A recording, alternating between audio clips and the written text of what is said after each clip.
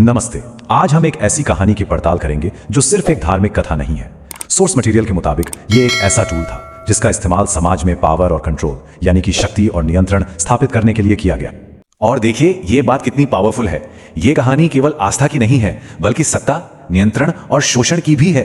ये एक लाइन पूरी कहानी का टोन सेट कर देती है जिसकी हम आज बात करने वाले हैं। तो चलिए शुरू करते हैं। सबसे पहले यह समझना जरूरी है कि एक सोशल हायरार्की मतलब एक ऊंच नीच वाली व्यवस्था बनाई कैसे गई और इसकी जड़ें जाती हैं एक क्रिएशन स्टोरी में, एक सृजन की कहानी में। तो ये जो कोर कॉन्सेप्ट है सोर्स के हिसाब से वो है वर्ण व्यवस्था। बेसिकली एक ऐसा सिस्टम जिसने पूरे समाज को जन्म के आधार पर on the basis of birth 4 हिस्सों में बांट दिया और कहा यह गया कि यह बंटवारा इंसानों ने नहीं बल्कि भगवान ने किया है, यह डिवाइन है। तो कहानी कुछ ऐसी है कि जो क्रिएटर हैं ब्रह्मा, उन्होंने अलग अलग वर्णों को अपनी शरीर के अलग अलग हिस्सों से बनाया।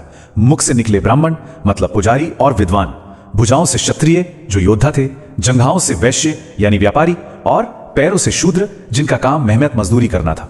अब आप खुद सोचिए, शरीर के अंगों से ही ऊंच नीच का आइडिया एस्टैब्लिश कर दिया गया। तो सवाल ये उठता है कि इस कहानी का इस्तेमाल कैसे किया गया। सोर्स के मुताबिक ये सिर्फ एक कहानी नहीं थी, ये सोशल कंट्रोल का एक बहुत पावरफुल सिस्टम था। तो देखिए असल खेल क्या था। इस कहानी को समाज में फैलाया गया, खासकर उन लोगों के बीच जो पढ़ लिख नहीं सकते थे।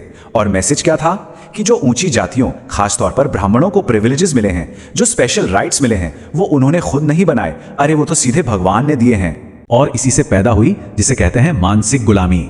सोचिए, लोगों के दिमाग में यह बात बिठा दी गई कि उनकी सामाजिक स्थिति ईश्वर की इच्छा थी और इस पर सवाल उठाना न केवल एक अपराध था बल्कि स्वयं ईश्वर के विरुद्ध एक पाप था। मतलब अपनी हालत पर सवाल उठाना भी पाप है। तो लोग सवाल करने से भी डरने लगे।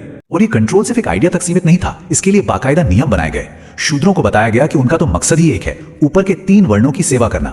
जीवन का अर्थ क्या है? बस पुजारियों की हर बात मानना। अगर ब्राह्मण की मर्जी के खिलाफ गए तो भगवान तक कभी नहीं पहुंच पाओगे। मतलब मोक्ष का रास्ता भी ब्राह्मणों से होकर ही जाता था। सोचिए कैसा जबरदस्त कंट्रोल था। ये सब तो हो गई बातें, नियम, कहानियां, लेकिन असल में इसका लोगों की जिंदगी पर क्या असर पड़ा? What was the human cost? चलिए अब इस सिस्टम के असली मानवीय चेहरे को देखते हैं। और इस क्रूरता को समझने के लिए सोर्स में डॉक्टर B.R. अंबेडकर की कहानी का जिक्र है। वो एक ऐसे समुदाय में पैदा हुए थे जिसे समाज ने अछूत या अनटचेबल मान लिया था। उनके बचपन का एक किस्सा है जो इस पूरे सिस्टम को बयां कर देता है। स्कूल में छोटे अंबेडकर को प्यास लगी। वो पानी के मटके की तरफ बढ़े, तभी टीचर चिल्लाया, उसे मत छूना, मटका पवित्र हो जाएगा। सोचिए, एक बच्चा पानी भी तभी पी सकता था जब कोई ऊंची जाति का इंसान ऊपर से दूर से उसके हाथों में पानी डाले, जैसे किसी इंसान को नहीं, किसी जानवर को पानी पिलाया जा रहा हो। और ये सिर्फ पानी की बात नहीं थी, ये जुल्म रोजमर्रा की जिंदगी का हिस्सा था। सोर्स के मुताबिक एक अछूत की परछाई तक को अपवित्र माना जाता था। उन्हें गले में एक बर्तन लटकाकर चलना पड़ता था ताकि उनका थूक जमीन पर गिरकर उसे अपवित्र ना कर दे। मंदिर और कुओं पर जाना तो मना ही था। और अगर किसी ऊंची जाति वाले से आंख मिला ली तो बस ये भी एक बहुत बड़ा अपमान माना जाता था। लेकिन ऐसा नहीं था कि सबने इस सिस्टम को चुपचाप मान लिया था। कुछ लोग थे जिन्होंने सवाल उठाए, जिन्होंने इस दिव्य कहानी को लॉजिक की कसौटी पर परखा। और सवाल भी बड़े सिंपल थे, बड़े लॉजिकल थे। जैसे एक सवाल ये था कि चलो मान लिए कि भारत में ये व्यवस्था भगवान ने बनाई, तो फिर अंग्रेज, फ्रांसीसी, चीनी, अफ्रीकी ये सब लोग कहां से आए? ब्रह्मा के शरीर के किस हिस्से से बने? इसका जिक्र क्यों नहीं है कहीं? और इन सवालों को उठाने वालों में एक बहुत बड़ा नाम था समाज सुधारक ज्योतिबा फुले का। उन्होंने अपनी किताब गुलामगिरी में ब्रह्मा की इस कहानी का पूरा लॉजिकल पोस्टमार्टम किया। उनका एक सवाल तो बहुत ही जबरदस्त था। उन्होंने पूछा, अच्छा अगर ब्रह्मा के 4 मुंह थे तो लॉजिक तो यही कहता है कि उनके 4 नाक, 4 मूत्र मार्ग और 4 मलद्वार भी होने चाहिए ना, है ना? तो फिर इसका जिक्र कहीं क्यों नहीं मिलता? यह सवाल इस कहानी की नींव को ही हिला देता था। तो अब हमारे सामने 2 थियोरीज आ जाती हैं।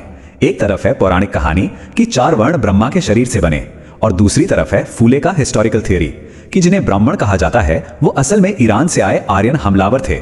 उनके सरदार का नाम ब्रह्मा था और उन्होंने यहाँ के मूल निवासियों को हराकर गुलाम बना लिया। 2 बिल्कुल अलग अलग नजरिया। तो ये तो हुई तर्क की बात, लॉजिक की बात। लेकिन इस सिस्टम पर एक बहुत बड़ा मॉरल अटैक भी हुआ, एक नैतिक सवाल भी खड़ा किया गया। और यह सवाल उठाया बुद्ध ने। सोर्स एक कहानी है। बुद्ध की मुलाकात एक ऐसे इंसान से होती है जो अपनी ही अशुद्धता के डर से कांपा जा रहा था। उसे पूरी तरह यकीन हो चुका था कि वो अपवित्र है। और वो आदमी बुद्ध से कहता है, प्रभु मेरे पास मत आइए, मैं अछूत हूं, मेरी परछाई भी आपको अपवित्र कर देगी। सोचिए उस इंसान के मन पर क्या गुजर रही होगी। वो अपनी परछाई से भी डर रहा था। ये थी वो मानसिक गुलामी जिसकी हम बात कर रहे थे। इस पर बुद्ध का जवाब बहुत सिंपल लेकिन इतना गहरा। उन्होंने कहा, अगर तुम भी इंसान हो और मैं भी इंसान हूं, तो एक इंसान दूसरे इंसान को अपवित्र कैसे कर सकता है? बस ये एक सवाल पूरी व्यवस्था की बुनियाद पर चोट करता है। बुद्ध की शिक्षा यही थी कि पाप किसी की परछाई में नहीं है। असली पाप, असली अशुद्धता तो उस सोच में है जो एक इंसान को दूसरे से छोटा महसूस कराती है। असली गंदगी तो भेदभाव करने वाली मानसिकता में है। तो फिर सच्ची पवित्रता क्या है? सोर्स के मुताबिक बुद्ध ने बताया कि असली पवित्रता जन्म या शरीर से नहीं आती, वो आती है आपके विचारों से, आपकी करुणा से और आपके कर्मों से। तो आखिर में ये पूरा विश्लेषण हमें एक बहुत ही बुनियादी सवाल पर लाकर छोड़ देता है कि किसी इंसान की कीमत क्या उसके जन्म से तय होती है या उसके चरित्र और उसके कामों से? इस पर सोचना बहुत जरूरी है।